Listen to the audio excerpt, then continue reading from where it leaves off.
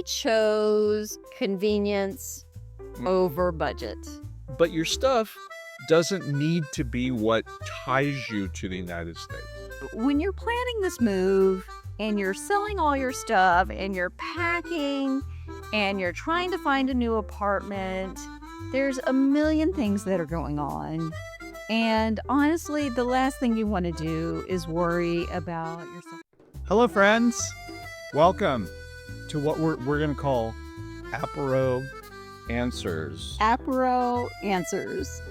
In this video, we will talk about keeping your U.S. phone number, banking in France, downsizing, and should you ship your stuff. We have been drinking Aperol Spritz, so much so that we ran out of ice. Not uncommon in France. Not uncommon in France. We are going to answer the questions from M. Lupton. M. Lupton. Thank you very much for your questions, M. Lupton. We are going to answer your questions after having about 3 drinks each. But this way you get the honest truth. You are absolutely going to get the honest truth. M. Lupton says, my husband and I plan to retire in France, hopefully in a year or 2. Could you share what you decided regarding keeping your U.S. phone? I still have my U.S. phone. I still have my U.S. phone. I don't turn on my U.S. phone very often, but sometimes I do because it is set up as 2-factor identification on a lot of the online stuff that I do. And for instance, we're doing taxes this year. This is TurboTax, and TurboTax will not let me log in unless I do 2-factor identification, and the 2-factor identification is associated with my U.S. telephone number. So we chose, in this instance, convenience over budget. My phone stays on constantly. I am still with AT&T. I pay the $12 a day international fee. I've been paying this for almost a year now with no problems. Which is expensive. Which is expensive. It's expensive. But let me tell you, when you're planning this move and you're selling all your stuff and you're packing and you're trying to find a new apartment, there's a million things that are going on. And honestly, the last thing you want to do is worry about your cell phone plan and worry about missing something like TurboTax and 2-factor authentication. Being able, And you cancel your phone plan. So we opted just to keep our U.S. numbers. Yes. So my number is on every day, and that is what we use to call home.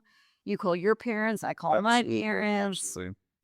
I have a French phone number that I use as kind of the main number that we have in France. And that is very important because say you want to get a delivery, they're going to want a French phone number. Going to want a French phone. Right. Your phone better be in that. Phone better be on. I don't want to go there, but I need a drink. So yes, it is important to have a French phone number. Now, Brandy and I actually have 2 French phone numbers because it turns out that when you apply for your renewal, your visa renewal, you need a French phone number. So I couldn't just put his French phone number down for mine and his French phone number down for yours. We each had to have individual. Have 2 individual French phone numbers, right? So we now have 2 French phone numbers assigned to the French phone. Right. Mine is with free and costs like 99 cents a month, and we only turn it on once a month.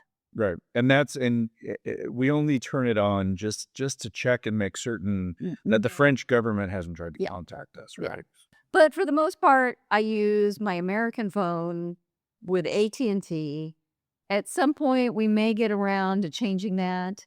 And there's lots of options. There's Google Voice, there's Popcorn.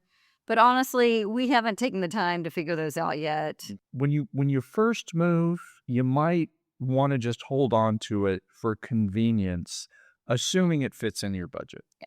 All right. So what's the next question? Did you keep a U.S. address for your mail and banking? And the answer, of course, is yes, we did. Of course we did. Now, we actually went with the option of downsizing to the point where we have a small condo. We sold a big house with a lot of stuff in it. We sold it, we downsized, we sold all our furniture. We had the option using my parents' address. But you in probably Texas. do want a physical address in the US for your banking. Yes. Now, we use a service called Anytime Mail. So we have our mail forwarded, and they will open it and they will scan it. And so if anything important comes in, we can look at it and we can respond to it as we need to. Which, and by the way, not a lot, Not a very, very important comes in, right? Yeah. Now, we do have friends who have kept an address in the United States, but it's their kid's address or, some sort of relative's address. That works too, but it is really important to keep a U.S. address. We think it is very important. The next question. Did you sell your house and all your belongings?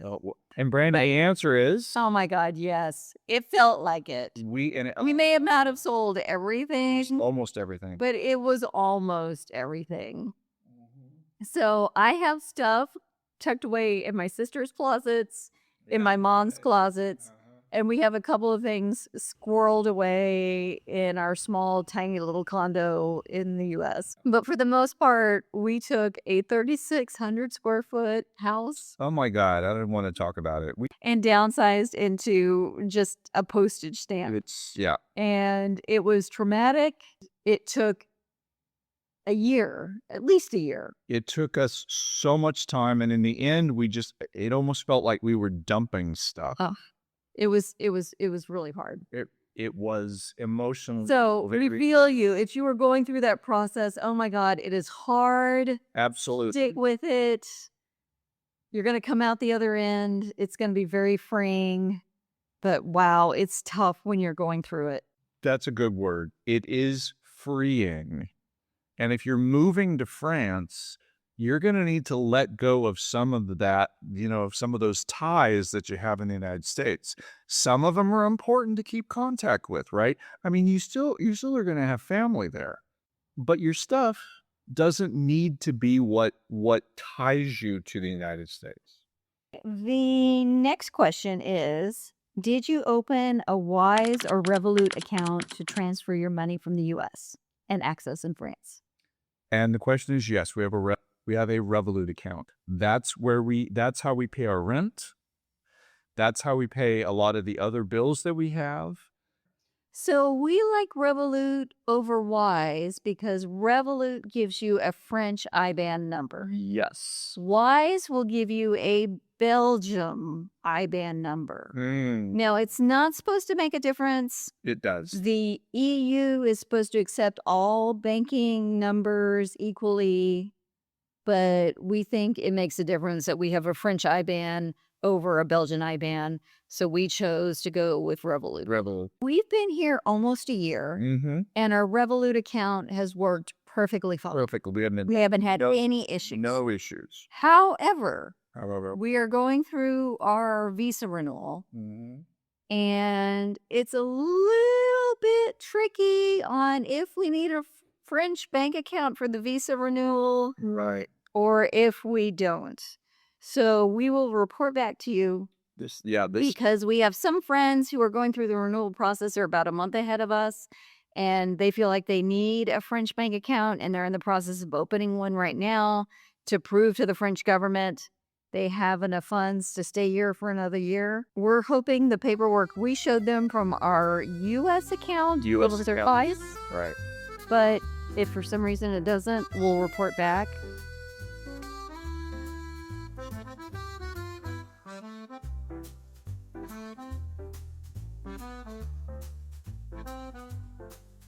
This is the last question. Oops. It's a good thing it's the last question. Are you shipping anything from the U.S. to France? That is an excellent question. Excellent question. Okay, so when we first came here, we wanted to get a furnished apartment. We wanted a furnished apartment. That was what we were shooting. But as many of you who are watching this will know, what you're shooting for, what you'd like, is not always available. And what was available was an unfurnished apartment that it didn't have absolutely anything in it, right? And in fact, we saw several unfurnished apartments. So we were like, well, we don't want that, blah, blah, blah. The reason that I went that direction was to talk to you about the fact that even if you're getting an unfurnished apartment, I don't know that it's a great idea to ship stuff. It's going to be expensive to ship stuff. And that stuff's going to take 3 months to arrive. Yeah. And what are you going to do in those 3 months? You still have to have a place to sit. You still have to have a bed. So some of that stuff you have to buy in France regardless. Right. But here's the good news. Good news? There are plenty of places to buy furniture, new furniture if you wish, used furniture, antique furniture, Yeah. all great furniture here in Nice. The answer to that question is no. We pretty much did not ship anything.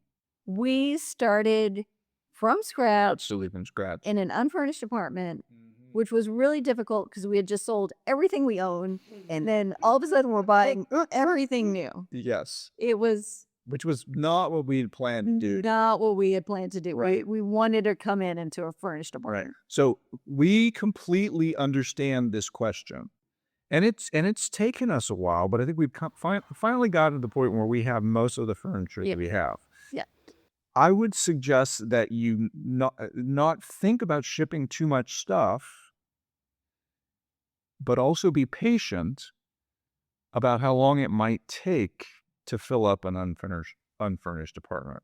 If there's pieces you absolutely love, There you go. Yeah. absolutely ship them.